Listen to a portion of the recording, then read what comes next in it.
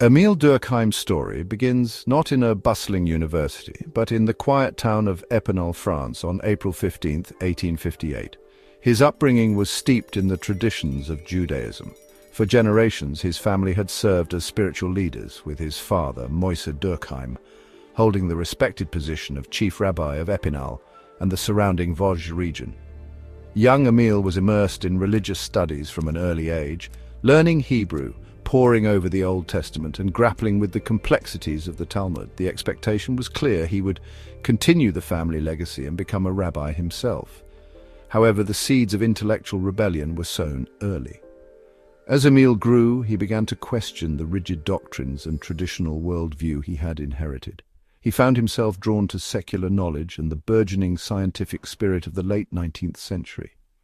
This internal conflict led him to gradually distance himself from religious orthodoxy, a decision that would profoundly shape his intellectual trajectory. This departure wasn't a rejection of morality or community, but rather a search for a new framework for understanding the world and the forces that bind people together. This search would ultimately lead him to the nascent field of sociology. He sought a way to understand the complexities of human society through reason and empirical observation, a path that diverged sharply from the faith-based traditions of his upbringing. Durkheim's formal education took him to Paris, where he attended the prestigious Lycée Louis-le-Grand. He proved to be a bright and diligent student, excelling in his studies and demonstrating a keen intellectual curiosity. In 1879, after facing some initial setbacks, he gained admission to the École Normale Supérieure, one of France's most elite institutions for higher learning.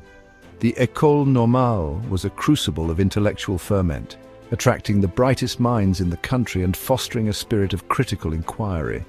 It was here that Durkheim's intellectual development truly blossomed. At the École Normale, Durkheim immersed himself in the study of philosophy, encountering a diverse range of influential thinkers. He was particularly drawn to the work of Numa Denis Fustel de Coulanges, a historian who emphasized the importance of social context in understanding historical events. Fustel de Coulanges' approach, which sought to apply scientific methods to the study of the past, resonated deeply with Durkheim and helped to solidify his commitment to a scientific approach to the study of society. He saw in Fustel de Coulanges' work a model for how to analyze social phenomena with rigor and objectivity. Beyond Fustel de Coulanges, Durkheim also engaged with the ideas of Auguste Comte, the founder of positivism, and Herbert Spencer, a prominent proponent of social evolutionism. Comte's emphasis on empirical observation and the discovery of social laws provided a framework for Durkheim's own sociological project. Spencer's evolutionary perspective, while later critiqued by Durkheim, sparked his interest in understanding how societies change and develop over time. To further broaden his intellectual horizons, Durkheim traveled to Germany, where he studied experimental psychology under Wilhelm Wundt. This experience exposed him to the latest developments in scientific methodology and reinforced his belief in the importance of empirical research. He was particularly impressed by Wundt's efforts to establish psychology as a scientific discipline based on experimental data.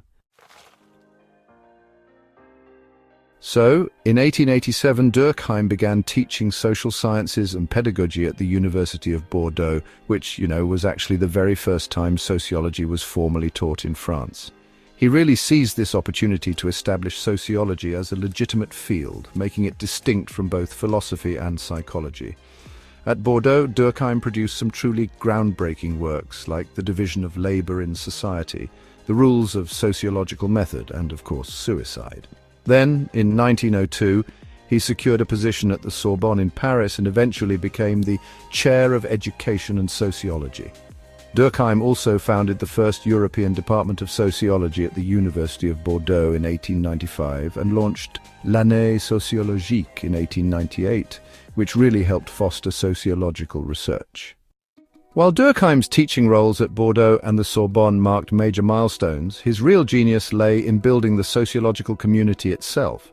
In 1895, he founded the very first European Department of Sociology at the University of Bordeaux, a move that would set the stage for sociology's future as a recognized academic discipline.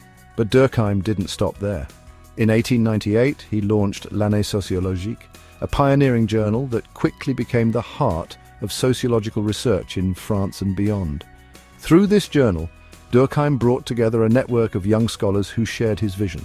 They collaborated, debated, and refined the field's methods and theories, turning sociology into a collective intellectual project. This wasn't just about publishing papers. It was about building a professional identity for sociologists, fostering a sense of community, and setting rigorous standards for research. By creating these institutions and networks, Durkheim ensured that sociology would not just survive, but thrive as a discipline for generations to come. Durkheim's intellectual legacy is really built upon his profound contributions to sociological theory. Central to his approach was this concept of social facts, which he defined as external social forces that shape individual behavior. These forces, like laws, customs, institutions, and moral beliefs, exist independently of individuals and honestly exert a pretty powerful influence on their actions. Durkheim argued that sociology should focus on studying these social facts objectively, using empirical methods to uncover their causes and consequences. He believed that social facts could be studied with the same rigor and objectivity as natural phenomena. In The Division of Labor in Society, Durkheim explored how social solidarity evolves in modern societies. He made a distinction between two types of solidarity: mechanical solidarity, which you find in traditional societies and is based on shared beliefs and values, and organic solidarity, which is typical of modern societies and is based on the interdependence of individuals due to the specialization of labor. Durkheim argued that the increasing division of labor in modern societies could, if not properly regulated, lead to social disorganization and anomie. He saw the division of labor as both a source of progress and, potentially, a source of social problems.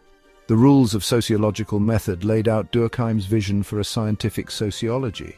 He emphasized the importance of objectivity, empirical observation, and the use of statistical data to study social phenomena. He argued that sociologists should treat social facts as things, meaning they should be studied with the same rigor and detachment as natural phenomena.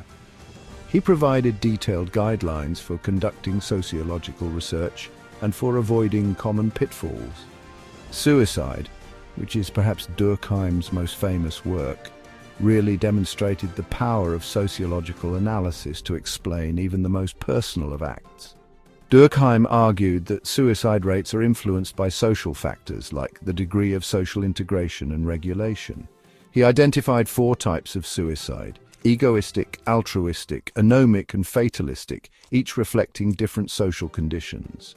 Egoistic suicide results from a lack of social integration, altruistic suicide from excessive integration, anomic suicide from a lack of social regulation, and fatalistic suicide from excessive regulation. Honestly, his study of suicide was a landmark achievement in sociological research and helped to establish the discipline as a scientific field. In the elementary forms of religious life, Durkheim examined the social foundations of religion. He argued that religion isn't just a matter of individual belief, but a collective phenomenon that reinforces social solidarity. Through his study of totemism in Australian Aboriginal societies, Durkheim sought to uncover the universal elements of religious experience, arguing that religion is ultimately a reflection of society itself. He believed that religion played a crucial role in maintaining social order and cohesion. Durkheim's impact on sociology is honestly just undeniable.